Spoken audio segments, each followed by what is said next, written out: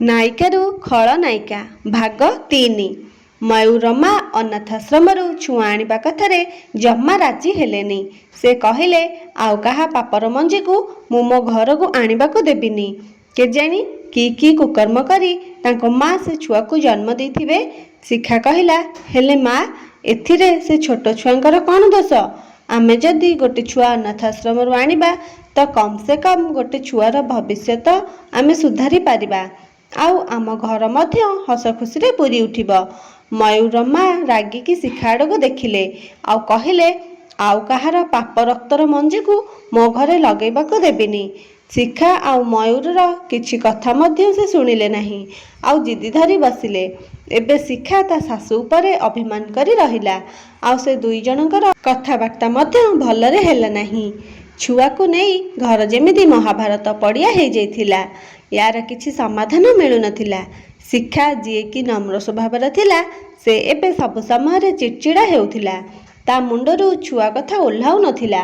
ଯେଉଁ ଜିନିଷକୁ ପାଇବାକୁ ଆଶା ଥାଏ କିନ୍ତୁ ତାହା ମିଳେ ନାହିଁ, ତ ସେଇ ଜିନିଷକୁ ପାଇବାକୁ ଆଶା 1000 ଗୁଣ ବଢ଼ିଯାଏ।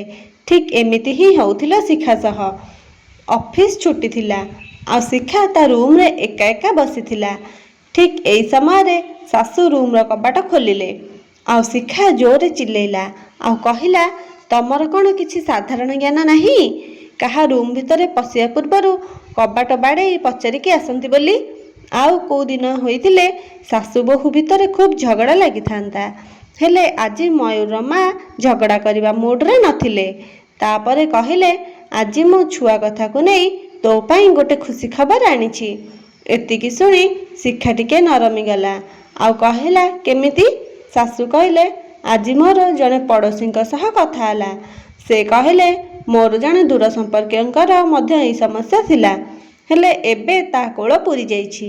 ଏହା ଶୁଣି ଶିଖା କହିଲା, କେମିତି ଏହା ସମ୍ଭବ ହେଲା, ସେ କଥା କିଛି କହିଲେ କି?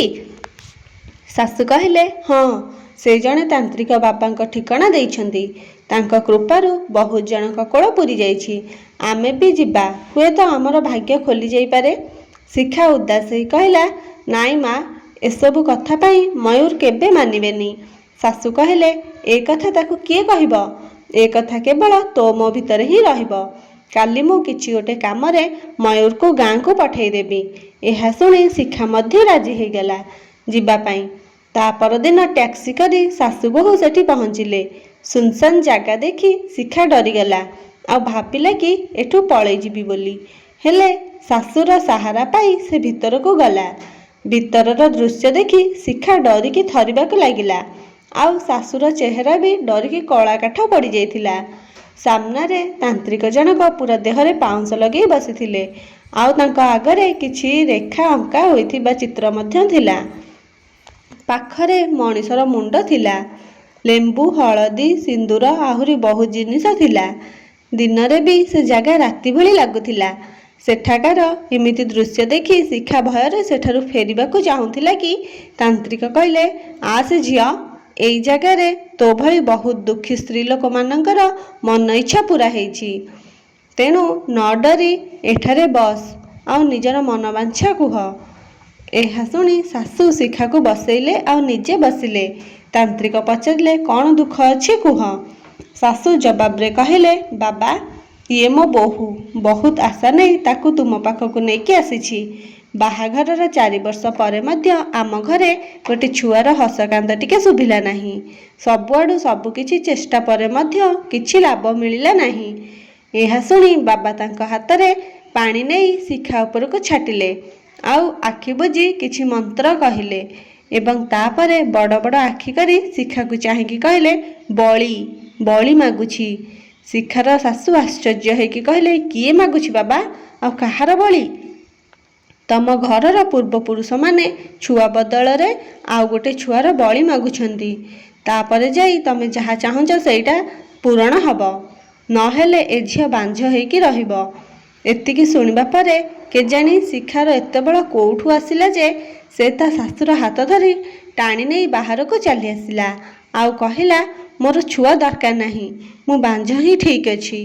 ଏବେ ଜଲ୍ଦି ଚାଲ ଏଠୁ ଯିବା। ଟ୍ୟାକ୍ସିରେ ବସି 2 ଜଣ ଘରକୁ ଫେରିଆସିଲେ। ଘରକୁ ତ ଫେରିଆସିଲେ, ହେଲେ ଶିଖାର ମୁଣ୍ଡରେ ତାନ୍ତ୍ରିକ କହିଥିବା କଥା ଗୁଡ଼ିକ ଘର କରି ନେଇଥିଲା। ସେଇ କଥା ସବୁ ଭାବି ଭାବି ସେ ବେମାର ହେଇଗଲା। ରାତିରେ ଚମକିକି ଉଠି ଯାଉଥିଲା।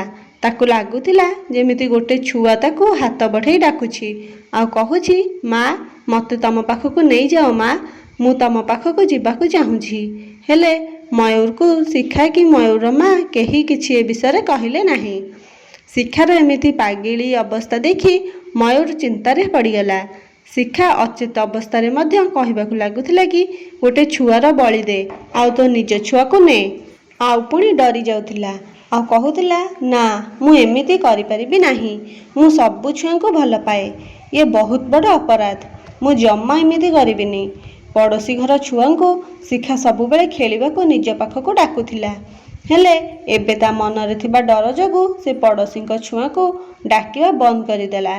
ଶିଖା ବହୁତ ବଡ଼ ଟ୍ରମାରେ ବଞ୍ଚୁଥିଲା। ତା ମନରେ ଭଲ ମନ୍ଦ ଦୁଇଟା ଯାକ ଚିନ୍ତା ତାକୁ ଭଲରେ ରଖିବାକୁ ଦଉନଥିଲା। କେତେବେଳେ ଭାବୁଥିଲା ଏମିତି କରି ମୋର ଛୁଆ ଦରକାର ନାହିଁ, ପୁଣି ଭାବୁଥିଲା ଖାଲି ଗୋଟେ ଛୁଆର ବଳି, ଆଉ ତାପରେ ମୋ ନିଜ ଛୁଆ ମୋ କୋଳରେ ଖେଳିବ। ଏମିତି ସବୁ ଚିନ୍ତା କରି କରି ଶିଖାର ଦେହ ଦିନକୁ ଦିନ ଅଧିକ ବିଗିଡ଼ିବାକୁ ଲାଗିଲା ଆଉ ସେ ତାର ମାନସିକ ଭାରସାମ୍ୟ ହରେଇ ବସିଲା। କ୍ରମଶଃ ଆଗକୁ ଦେଖିବା ଶିଖା କ'ଣ ଆଉ କେମିତିକା ନିଷ୍ପତ୍ତି ନେଉଛି। ଯଦି ଆପଣମାନଙ୍କୁ ମୋର ଏଇ ଭିଡ଼ିଓଟି ଭଲ ଲାଗିଥାଏ ତାହେଲେ ଏମିତି ନୂଆ ନୂଆ ଭିଡ଼ିଓ ସବୁ ଦେଖିବା ପାଇଁ ମୋ ଚ୍ୟାନେଲକୁ ସବସ୍କ୍ରାଇବ୍ କରିଦିଅନ୍ତୁ ଆଉ ପାଖରେ ଥିବା ବେଲ୍ ବଟନକୁ ଦବାଇ ଦିଅନ୍ତୁ।